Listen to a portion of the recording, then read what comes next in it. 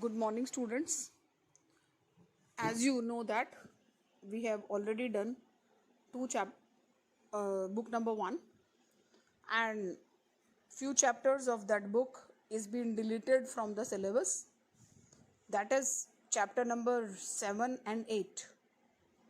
So we are beginning with new book number 2.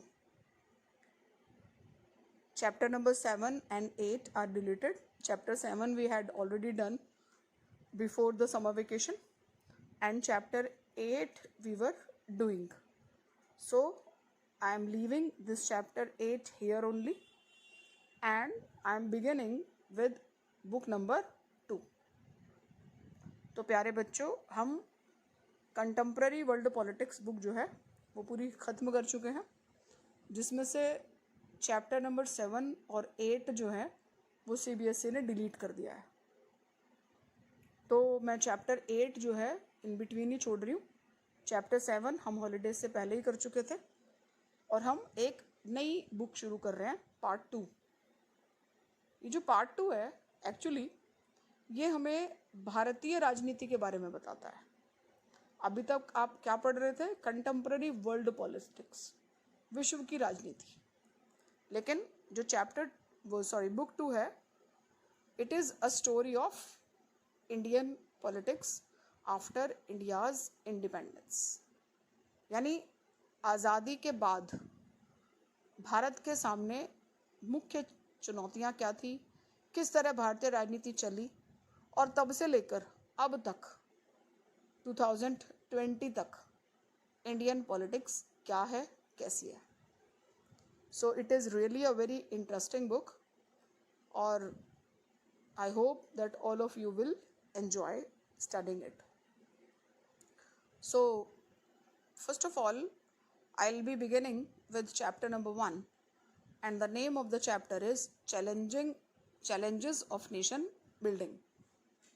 Dear student, you all know that when we attained our independence, at that time the country was divided on the basis of religion. क्या हुआ था भारत का कि हम धर्म के आधार पर बटे थे. एक हिस्सा जो मुस्लिम बहुल था वो एक इस्लामिक कंट्री बना, नेम्ड एज पाकिस्तान, और दूसरा हिस्सा बचा Bharat, that is India. It was not the land of Hindus, it was the land of all those who were living here. So our chapter is the challenges of nation building. At the hour of midnight of 15 August 1947, India attained independence. इस बात से आप सब परिचित हैं कि भारत जो है 14-15 अगस्त की रात को आज़ाद हुआ, and Jawaharlal Nehru became the first Prime Minister of free India. He has addressed a special session of Constituent Assembly that night only, and he has given a famous speech named as Tryst with Destiny speech.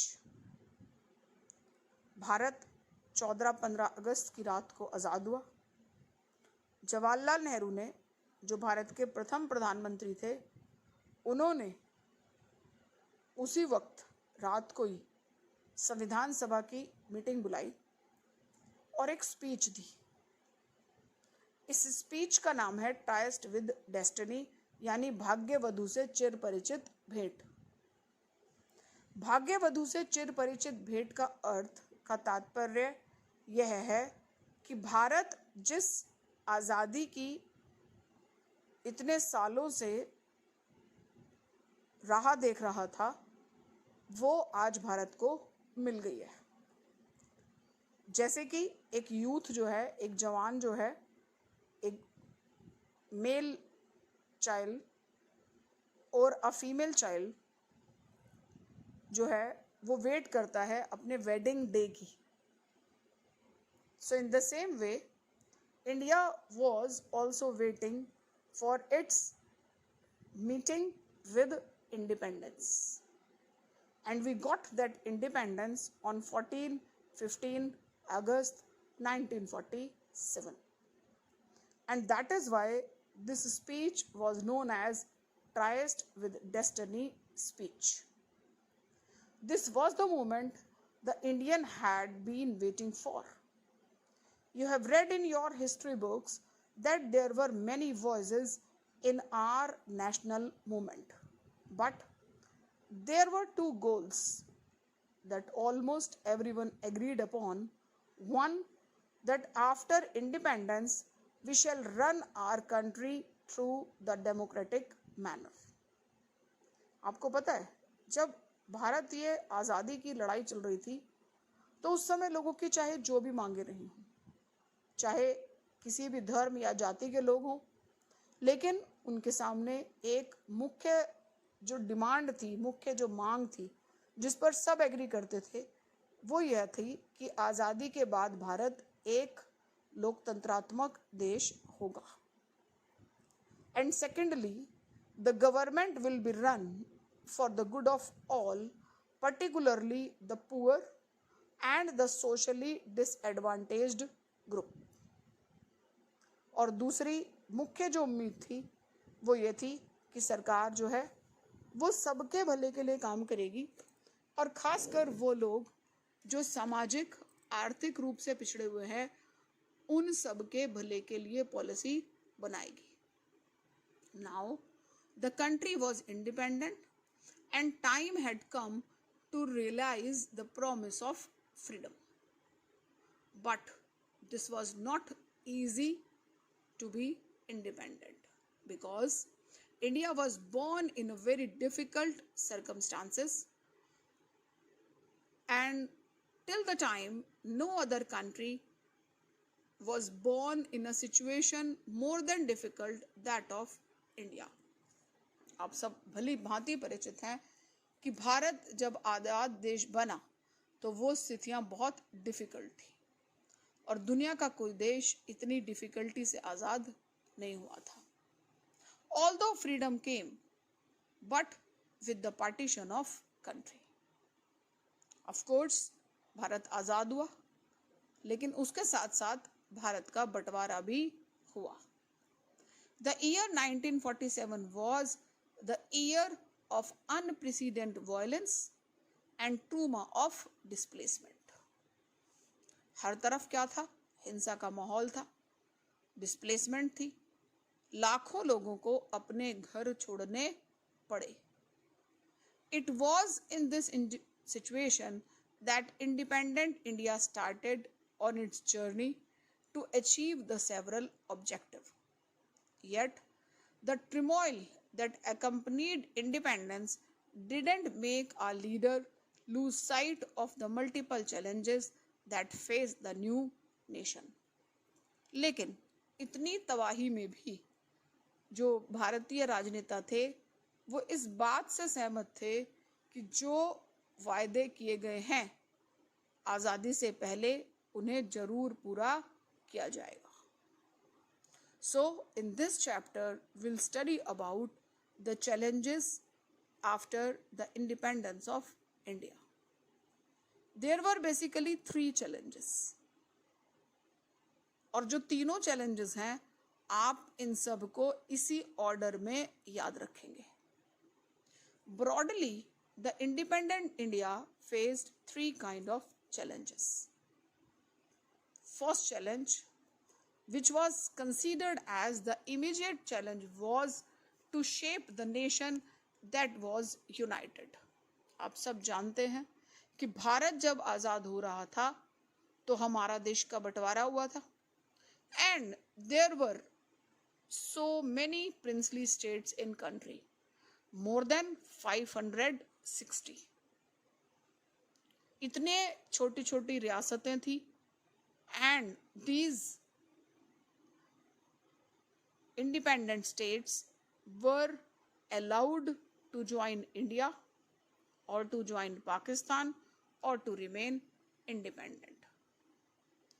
So, You all know that India was of constitutional size and diversity. Its people spoke different languages and followed the different cultures and religion. एक सीधी सी बात है कि भारत जो है वो विभिन्नताओं का देश था.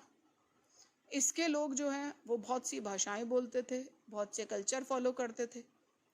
At the same time, it was widely believed that the country full of such kinds of diversity couldn't remain together for a long.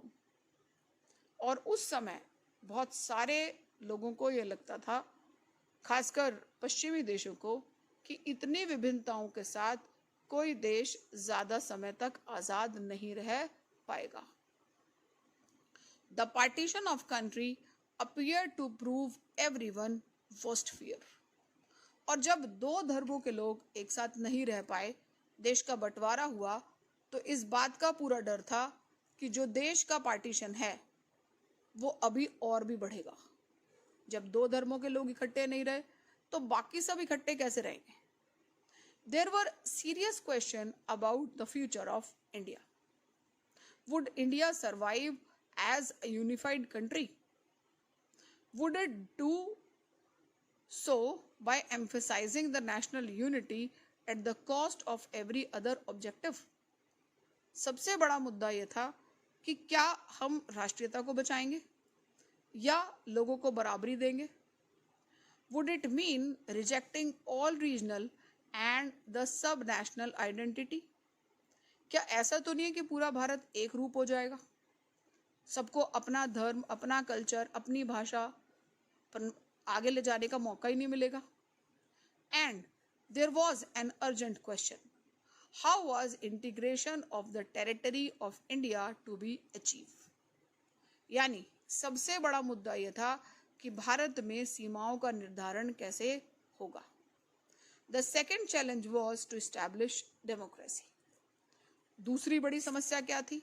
अब मैंने आपको इनिशियली इंट्रोडक्शन में ही बताया है कि it was already decided that India will be a democratic country. You have already studied the Indian Constitution in class 11th. You know that the Constitution granted fundamental right and extended the right to vote to every citizen. हमारे देश में क्या है, लोकतंत्र है, सबको vote देने का अधिकार है.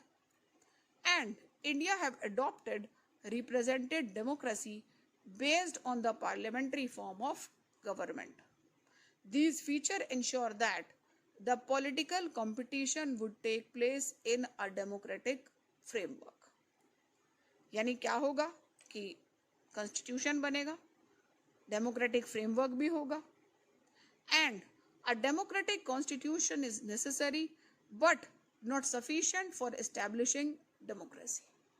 यानी संविधान के हिसाब से भारत में लोकतंत्र स्थापित होगा, यानी एक लोकतंत्रात्मक व्यवस्था के लिए संविधान बनेगा, लेकिन इस लोकतंत्र को लाना इंडिया में एक बहुत बड़ी चुनौती थी. The challenge was to develop the country's practice in accordance with the constitution. Dear students, you all know that making rules are very easy, but following those rules are really difficult. The third challenge was to ensure the development and well-being of the entire society and not only of some section. आज़ादी के बाद एक तीसरी समस्या क्या थी कि जो हर मनुष्य है, चाहे वो रहने वाला अमीर है, गरीब है या सोशली बैकवर्ड है, उन सबको बराबरी देनी थी. Here against the constitution clearly laid down the principle of equality and special protection to socially disadvantaged groups and religious and cultural communities.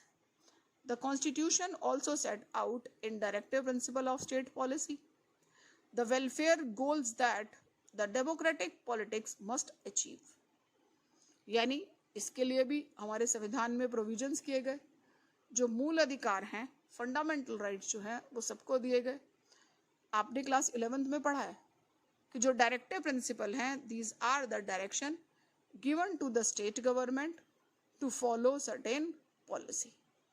So the real challenge was now to evolve the effective politics for economic development and eradication of poverty. इतने बड़े देश में, इतने विभिन्नताओं वाले देश में गरीबी को हटाना भी एक बड़ा चैलेंज था. So these were the three challenges which India have to resolve after its independence. बच्चों, आपको ये तीनों जो challenges हैं इनको as it is याद रखना है.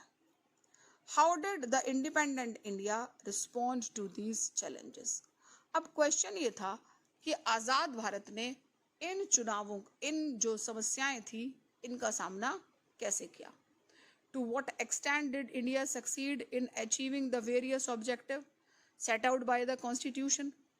ये जो पूरी बुक है, ये पूरी स्टोरी यही बताती है कि इंडिया ने इन चैलेंजेस को कैसे रिजॉल्व किया.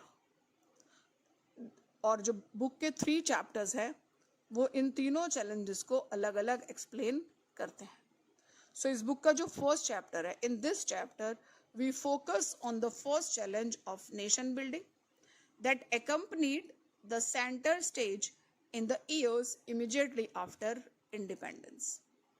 और हमारे सामने सबसे बड़ी समस्या ये थी कि आज़ादी के तुरंत बाद भारत की सीमाओं का निर्धारण कैसे हो. We begin by looking at the events that form the contest of independence. This can help us to understand why the issue of national unity and security become a primary challenge at the time of independence. Please read page number 6, 7 of your book and reach to the topic of partition, displacement and rehabilitation. अपनी book का page number 6 और 7 को गोन through करिए और देखिए कि क्या घटनाएं थी पार्टीशन की, किस तरह भारत का बंटवारा हुआ, किस तरह डिस्प्लेसमेंट हुई लोगों की और रिहैबिलिटेशन, उन्हें पुनर्स्थापित करना पड़ा. On 14-15 August 1947, not one but the two nations came into existence, named as India and Pakistan. This was the result of the partition of division of British India. ध्यान रखिएगा, भारत और पाकिस्तान बने लेकिन सिर्फ उस हिस्से का बंटवारा हुआ जो अंग्रेज़ों के हाथ में था, which was known as British India. The drawing of the border demarcating the territory of each country marked the accumulation of political development that you will read about in your history. At that time, जो country था, it was divided on the basis of two nation theory. Please understand, ध्यान से समझिए, two nation theory क्या था. What was the meaning of two nation theory? According to two nation theory, advanced by Muslim League, India consisted of not one but the two people, Hindus and Muslims. इस to nation theory का अर्थ ये था कि भारत दो तरह की राष्ट्रीयताओं का देश है. ये थ्योरी मुस्लिम लीग ने दी थी. That is why it demanded Pakistan a separate country for Muslims. और इसी आधार पर पाकिस्तान की मांग हुई एक अलग देश मुसलमानों के लिए. That is why a separate country was been made. The Congress oppose this theory and demanded of Pakistan. Congress ने पाकिस्तान की डिमांड को एक्सेप्ट नहीं किया था. But the several political developments in 1940, the partition completed and Congress and Muslim League both have signed on it. The British role led to the decision for the creation of Pakistan. लेकिन पाकिस्तान का बनना इतना आसान नहीं था. The process of partition, बंटवारा किस तरह से हुआ. So it was decided that what was still known as India would be divided into two countries. और इसी के तहत ये कहा गया कि जिसे भारत कहा जाता है वो दो देशों में बटेगा, that is India and Pakistan. Such a division would not only very painful but also very difficult to decide and to implement.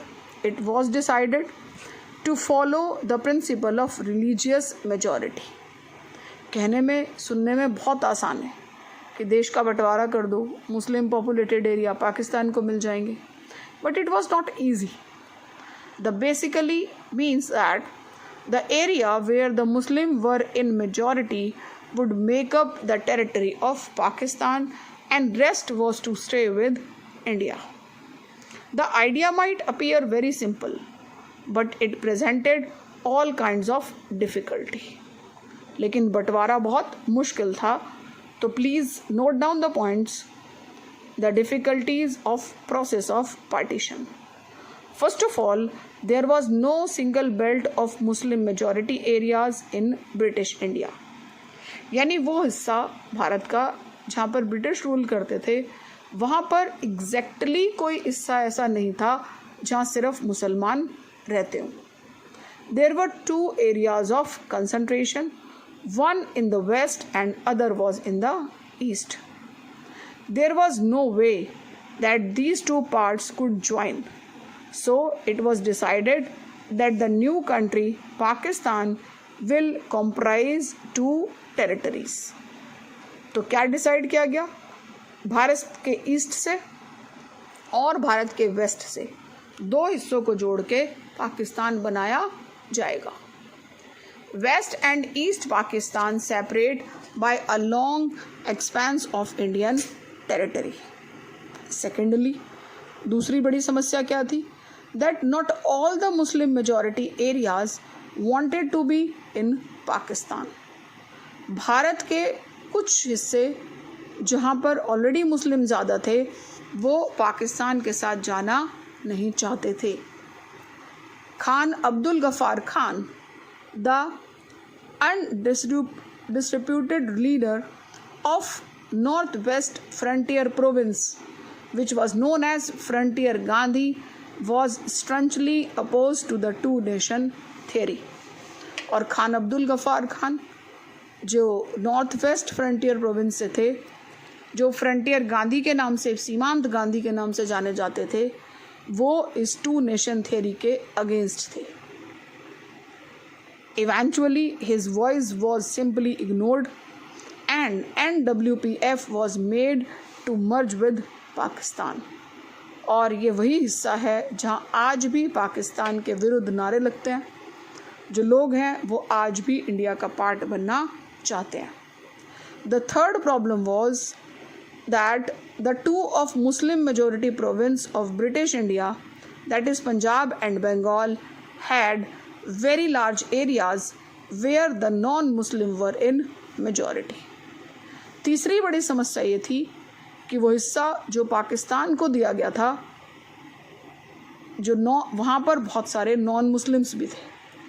Eventually it was decided that these two province would be bifurcated according to the religious majority at the district and even at the lower level. और इसका बंटवारा इस तरह से हुआ था कि कुछ ज़िले पाकिस्तान को मिलेंगे और कुछ ज़िले भारत को. This decision could not be made by the midnight of 14-15 अगस्त. लेकिन कौन सा हिस्सा पाकिस्तान कहलाएगा, कौन सा हिस्सा हिंदुस्तान, ये ऐसा डिसीजन नहीं था जो अचानक 14-15 अगस्त की रात को ले लिया जाता. It meant that a large number of people didn't know on the day of independence whether they were in India or in Pakistan. तो आज़ादी की सुबह बहुत सारे लोगों के लिए खुशियाँ नहीं लाई थी. बहुत सारे लोगों को ये पता ही नहीं था कि वो भारत का हिस्सा बने या पाकिस्तान का. So the partition of these two province caused the deepest trauma of partition. और इन हिस्सों ने वास्तव में विभाजन की विभीषिका को झेला.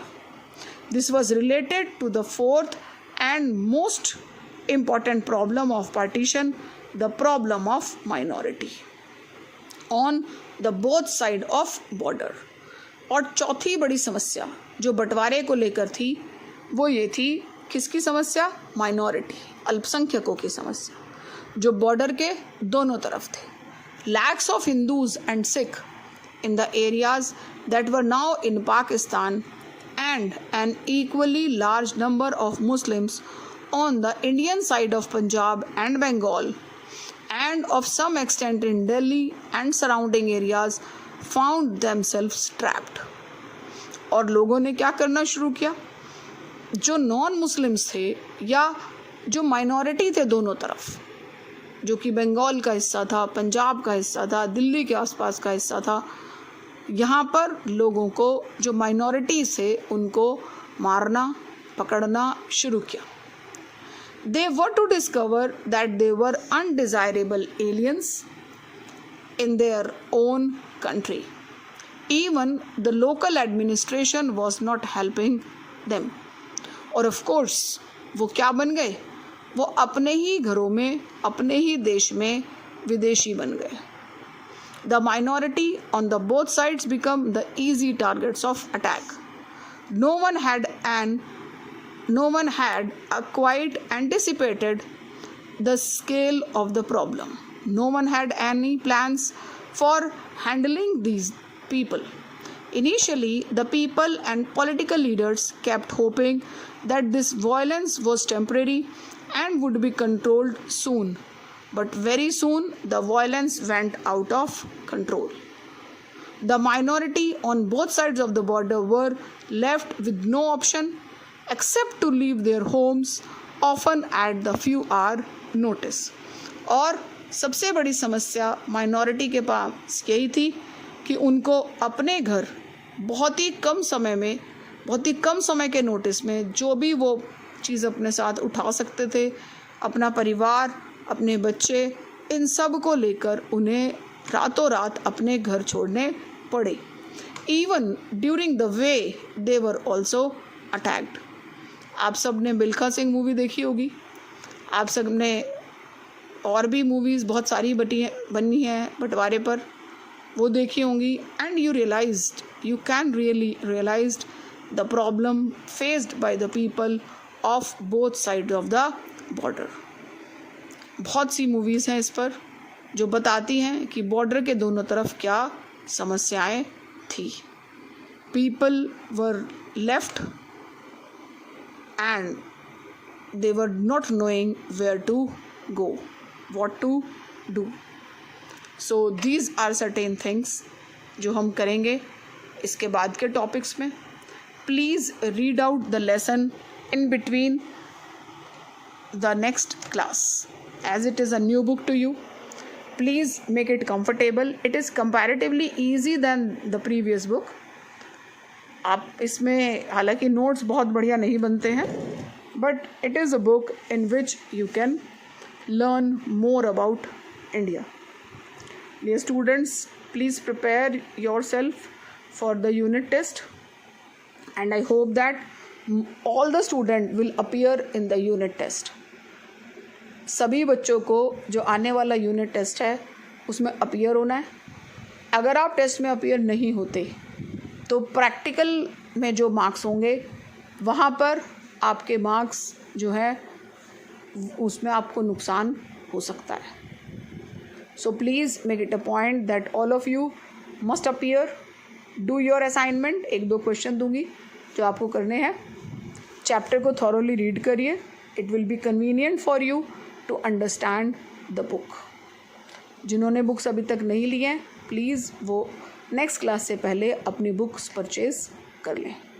Thank you very much.